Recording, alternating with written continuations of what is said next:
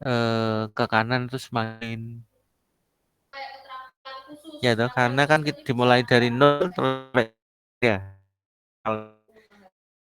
Sementara yang probabilitas menjawab benar, perhatikan, semakin kemampuannya meningkat, semakin ke kanan, probabilitas menjawab benarnya semakin besar. ICC yang menunjukkan hubungan antara kemampuan dengan probabilitas. Semakin besar kemampuan, semakin besar probabilitas kemungkinan menjawab benar.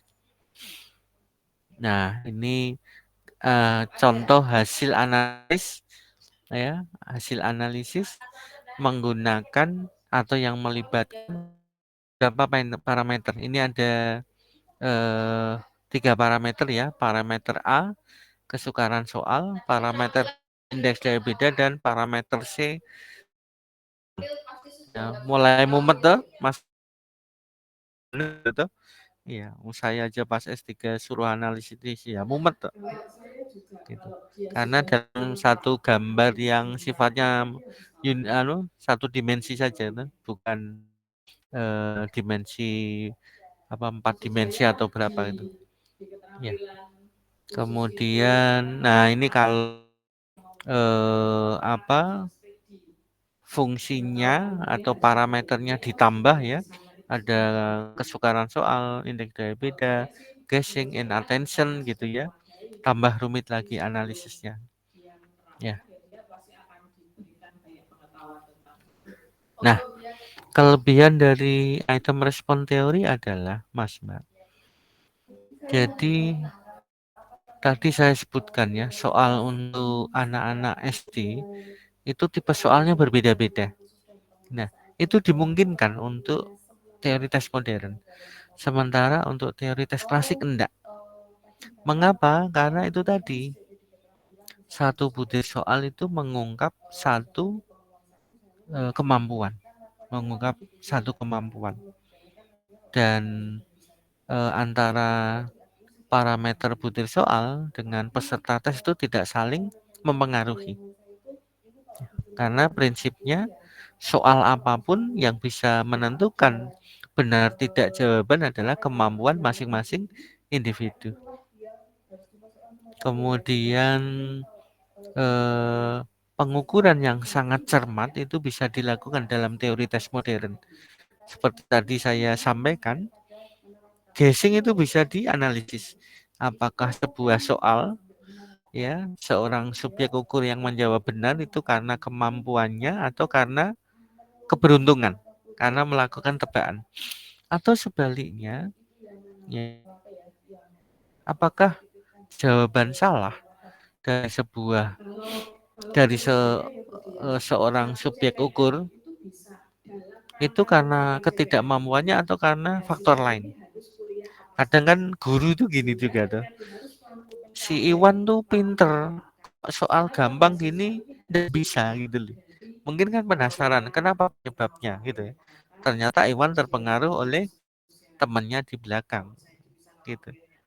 Itu kan bisa terjadi, gurunya penasaran, si Iwan ini soal gini aja nggak bisa jawab sih ya. Itu bisa dianalisis. Apakah jawaban si Iwan yang salah itu karena ketidakmampuannya karena hal lain. Namun kelemahannya ini komit, komputasinya rumit, hitungannya susah. Apalagi kalau sudah 4 PL momen dan tergantung pada software. Ya, karena kalau di manual mumet. Nah, profesor yang saya kuliah mandiri itu namanya Profesor Jemari Mardabi. Itu pernah memberi saya soal ya untuk analisis 3PL. Indeks daya beda, kesukaran soal, dan guessing. Dikerjakan manual, wah mumet saya. Tapi dengan bantuan teman-teman yang lain bisa selesai sih. Tapi saya tetap mumet saja karena sulit ya memang. Tapi kalau dengan software jauh lebih mudah. Dan yang kedua, Yang dianalisis itu berasal dari subjek ukur yang banyak jumlahnya. Banyak, bisa ratusan, bisa ribuan. Ya. Ya. Itu kelemahan dari item respon teori.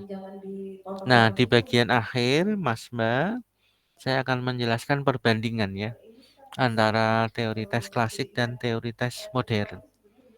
Tapi sebelum saya jelaskan mungkin ada pertanyaan dulu dari Mas Mbak, monggo dipersilakan dulu.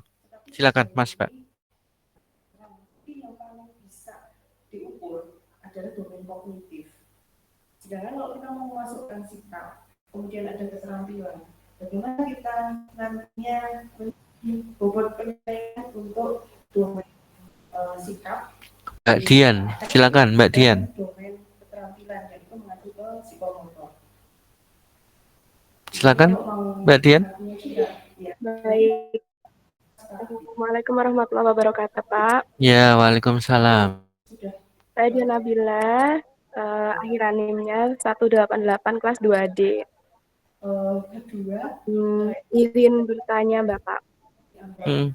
Untuk teori tes modern ini sendiri kan sudah berkembang sejak tahun 1960 ya, Bapak. Sejauh yang saya tahu untuk penerapan IRT atau item respon teori ini pada kemarin waktu UTBK, Bapak. Ya, salah satunya ya. Ya, salah satunya. Nah, untuk penerapan tes IRT yang lain itu mencakup apa saja nih, Bapak? Ya. Terima kasih, Bapak. Ya. Kalau di Indonesia, penerapan teori tes modern, item respon teori memang lebih banyak pada saat dilakukan pengembangan alat ukur untuk kepentingan seleksi seperti itu. Ya. UTBK, terus tadi yang saya ikuti asesmen kompetensi madrasah itu kan ya kognitif juga ya. Itu seleksi-seleksi yang lain. Seleksi-seleksi yang lain itu juga untuk analisisnya menggunakan item respon teori. Ya, teori tes model. Betul, seperti yang Mbak. Dan untuk seleksi calon ASN juga sama. Analisisnya menggunakan itu juga. Khusus untuk yang performasi maksimal. Ya. Cukup ya, Mbak Dian? Oke. Ya, memang terkonfirmasi. Oke, betul. Anggi, Mbak Anggi, silakan.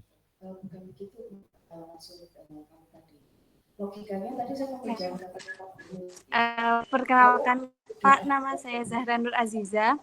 Loh, Zahra Pak Anggi. Bareng. Kalau seperti itu kan berarti Ini saya pakai device Anggi, Pak. Iya, iya, enggak apa-apa. Habis ulang tahun ya? keterampilan khususnya yang Febria. yang sedang kita Pak, saya izin bertanya, bagaimana caranya mendeteksi itu pilihan keberuntungan atau tidak melalui teori tes modern? Ya, ya itu tadi melakukan analisis menggunakan software yang dibuat para ahli dari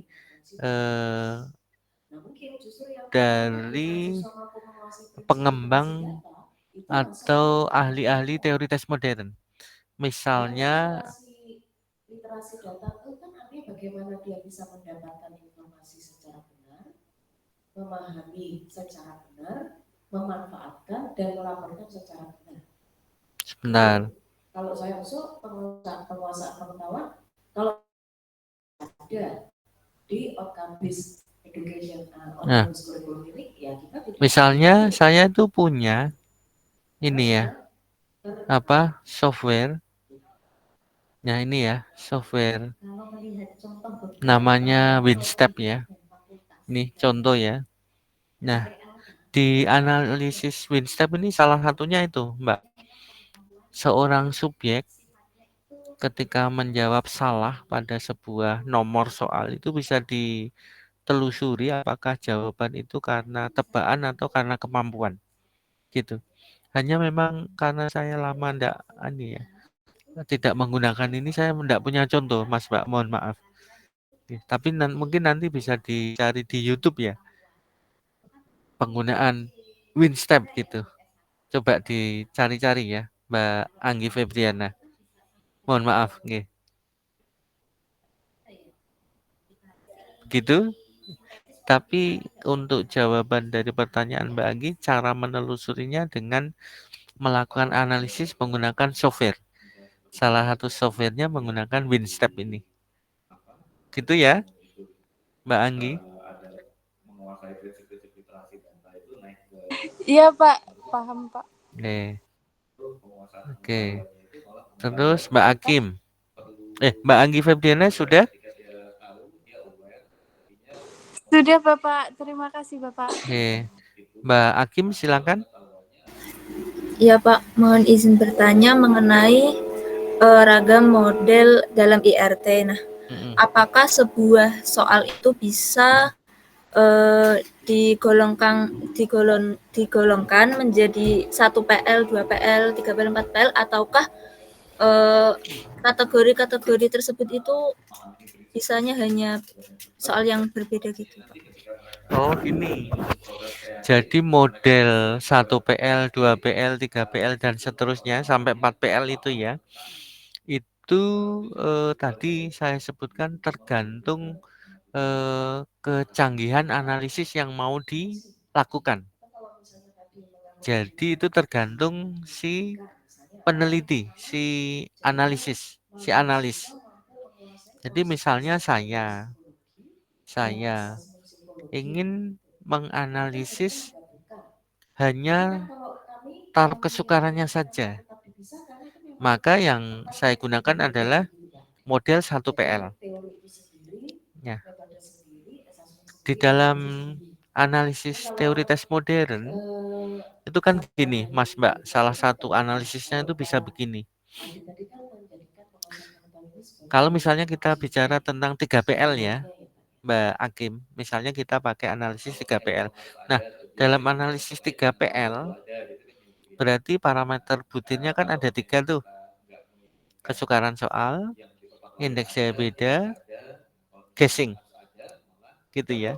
Nah, kalau diketahui kesukaran soalnya sekian, indeks daya bedanya sekian, kemungkinan guessingnya biasanya ditulis 0,5 kan, karena bisa iya, bisa tidak, setengah. Nah, kita bisa memprediksi dengan analisis yang kita lakukan, kompetensi yang dibutuhkan ya untuk menjawab benar itu apa. Jadi dengan model 3 PL ya, kalau kalau punya kemampuan segini, kemungkinan menjawab benarnya berapa?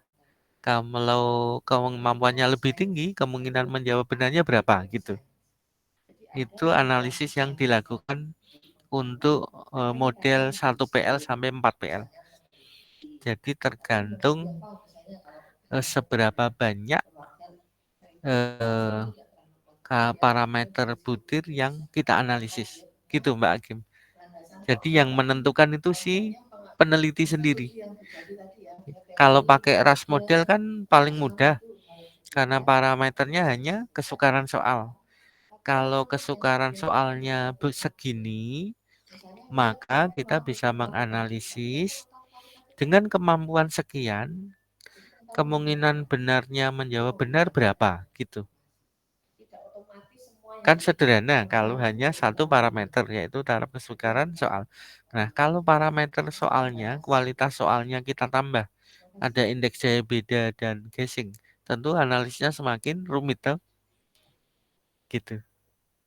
Gitu Mbak Hakim. Dan itu tergantung si peneliti mau menganalisis sampai berapa PL. Terima kasih Bapak sudah cukup menjawab. Yeah. Ada lagi Anggi Oktavia. Wah, ini Oktober ini. Izin bertanya Pak. Yeah. Kalau tadi kan ada guessing sama ada yang kemungkinan jawabannya salah. Itu aku lupa namanya apa. Pokoknya ada Iya, itu. Nah, apakah itu tuh termasuk error skor, Pak? Karena kan itu berarti tidak menunjukkan skor kemampuan dia yang sesungguhnya.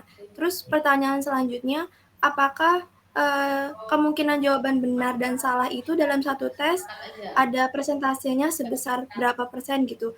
Karena sering ditemui bahwa kejadian asal tembak jawaban ketika UTBK ternyata skornya sangat tinggi gitu. Itu kan Iya, berarti menunjukkan error gitu, Pak. betul. Iya, betul Mbak Anggi. Jadi pembahasan tentang guessing dan inattention itu memang yang kemudian membawa kepada analisis apakah dalam sebuah pengukuran ya errornya tinggi atau rendah. Ya, sehingga nanti kita bandingkan ya di bagian akhir. Jadi misalnya ketika kita bicara tentang teori tes klasik, misalnya ada reliabilitas gitu ya. Nah, reliabilitas di teori tes klasik kan untuk satu alat ukur. Kalau di teori tes modern, reliabilitas itu per butir. Jadi setiap nomor itu ada eh, nilai atau indeks reliabilitasnya. Setiap nomor soal. Nah, itu menunjukkan bahwa setiap nomor itu akan dilihat seberapa besar error yang terjadi pada nomor soal itu. Gitu Mbak Anggi. Jadi Pak, ketika kita sudah bisa ini dong ya menilai kayak oh ini seberapa besar kemungkinan errornya. Berarti kita Belum, sebagai belum, belum bisa. Kalau belum ada data belum bisa Mbak Anggi. Ya, kalau kita menulis soal yang bisa kita prediksi itu misalnya taraf kesukaran soalnya berapa? Itu bisa. Tapi kalau errornya berapa enggak bisa. Karena error itu akan bisa kita lihat kalau sudah ada data dari subjek ukur. Gitu? Oke Pak, cukup terima Ya. kasih. Baik. Mas-mas, belum ada yang muncul ini, mas-mas. Apa karena ini ya kita di psikologi ya, lakinya sedikit malu-malu. Baik, kita lanjutkan dulu kalau belum ada bagian terakhir, yaitu mengenai kok hilang?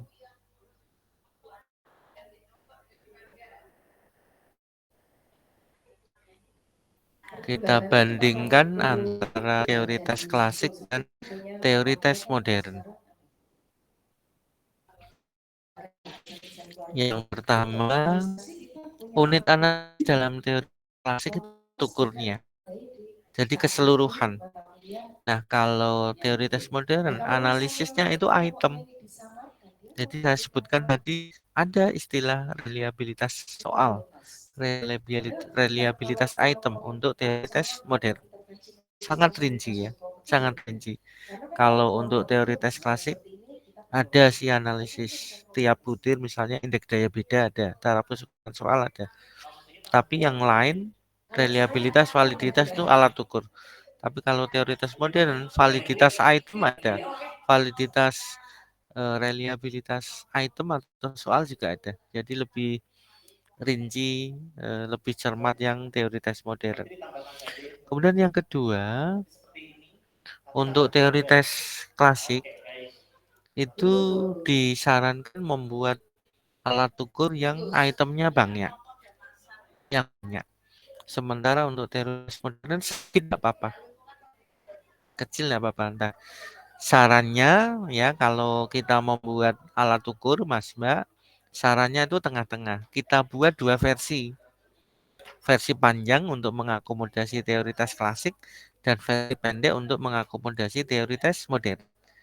Jadi kita punya dua. Nah, nanti akan kita lihat apakah versi panjang atau versi pendek yang lebih valid dan lebih variabel.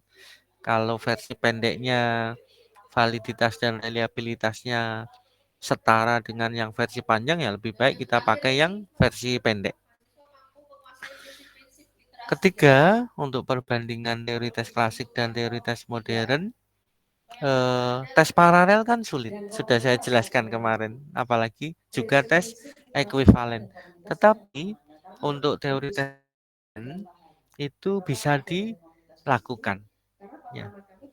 Misalnya yang saya lakukan ya Mas Mbak untuk disertasi saya itu membuat 4 tes yang paralel. Ngeri toh, 4 loh, saya buat 4 loh. Jadi 4 alat ukur itu saya beri nama versi A, versi B, versi C, versi D. Nah, yang diajarkan kepada saya untuk menunjukkan paralelitas dari keempat alat ukur saya, itu caranya adalah melakukan jangkar soal jangkar. Soal jangkar itu gimana sih?